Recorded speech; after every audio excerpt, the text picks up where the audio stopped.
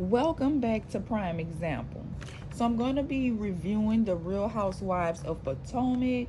So let's just jump straight in. So the show starts out with Mia, and she's pretty much just having a play date with her kids. Nothing too much going on in this situation.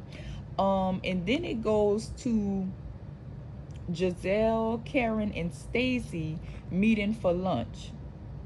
And they begin to talk about Karen's love parties.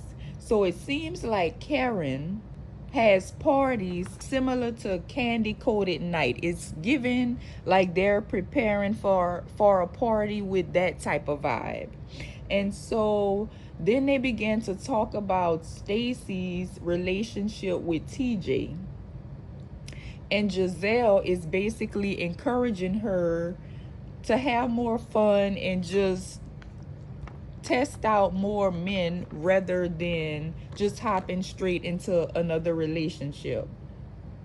And they basically are trying to tell her that she should also do this because TJ is doing his own thing in LA, which I actually believe and agree because the way TJ treats her, I just don't like it. And he makes it clear or tries to make it clear that he's the prize in this relationship, and it just seems like he sets Stacy up to chase him, and he acts like he just have no problem getting rid of her. Like he just doesn't seem into her. So next, all the girls meet up to do some shopping, and Wendy has brought them together to tell them that she wants to take a trip to Panama. So the situation at hand in this scenario is Mia is trying to get Karen to let Jacqueline come to her fun party or her love party, quote unquote. And obviously, Karen declines, but then Jacqueline basically says that she didn't want to come anyway, so she's absolutely fine with that. But being that this situation was made dramatic, I'm pretty sure Jacqueline is going to pop up at the party anyway, and that's going to be some drama. So then we move on to Kiana, and she's talking to her boyfriend and her brother about, the girls and this trip that they're taking to Panama. And in her confessional, she's talking about how um her boyfriend not being supportive of her on the show is making her uncomfortable. And honestly, he's really in this scene, he just comes across as very controlling and jealous. Like, I don't know, I think it almost seems like he thinks the show is going to take her away from him, and like she could find somebody better from doing this opportunity. And he just comes across like the controlling type. So I absolutely understand her feeling uncomfortable. Like through the screen, he was making me uncomfortable. And then we move on to Stacy and her aunt Dora. And Stacy's doing what she typically does, and they're talking about TJ, and she's talking about how much she likes him. And I don't know, it's just getting clearer and clearer that she likes him much more than he likes her. And next we move on to Giselle, who is on a date with the guy that she met while her and Ashley were doing the speed dating. And I just hope this works for her. They actually make a really nice couple, and I would just like to see her dynamics in the group in a real relationship. And they just make a cute couple. And then we move to Karen and her party. So everyone has a date at the party except Mia, who obviously said when they went to shopping for Panama that she wasn't going to have a date, and tried to get Karen to allow her to bring Jacqueline. So when they sit down to play the game, Mia basically calls out Giselle which I thought was just a little bit shady, even though maybe no one else noticed it.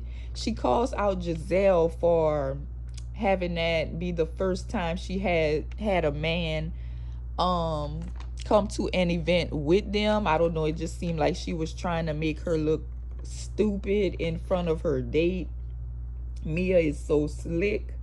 And then the game begins with some more fiery questions. And so the first question is if any of them felt their spouse had cheated.